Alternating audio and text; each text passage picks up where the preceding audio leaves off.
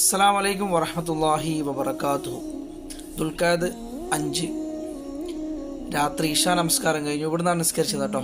ആൾക്കാരൊക്കെ ഹറമിൽ കുറവാണ്. 13-ാം തീയതി മെയ് മാസം. എന്നാൽ നിസ്കാരം കഴിഞ്ഞു, ആൾക്കാരൊക്കെ ഇങ്ങനെ പിരിഞ്ഞു പോകണു ഓരോ സ്ഥലങ്ങളിൽ. അതിൻ്റെ ഇടയിൽ ഇവിടെ നിന്നിട്ട് ഇങ്ങനെ നോക്കുമ്പോൾ നല്ലൊരു നിലാവിൻ്റെ വെട്ടം പരിശുദ്ധമായ ഹറമിൻ്റെ മുകളിൽ ഇങ്ങനെ കാണാം കേട്ടോ. അതിങ്ങനെ നോക്കി നിൽക്കാൻ വേണ്ടി നല്ലൊരു റാഹത്താണ്. അതൊക്കെ ഇങ്ങനെ കണ്ടു. അതുപോലെ ഹാജിമാർ 2024 ഹജ്ജിനുള്ള ഹാജിമാർ, ബംഗ്ലാദേശിൻ്റെ ഹാജിമാരൊക്കെ ഇവിടെ കുറച്ച് ദിവസങ്ങളായി ഇറങ്ങിക്കൊണ്ടിരിക്കുന്നുണ്ട് ഭാഗികമായിട്ട്. അതൊക്കെ ഞാനിതിൽ ഈ വീഡിയോയിൽ പകർത്തി തരും.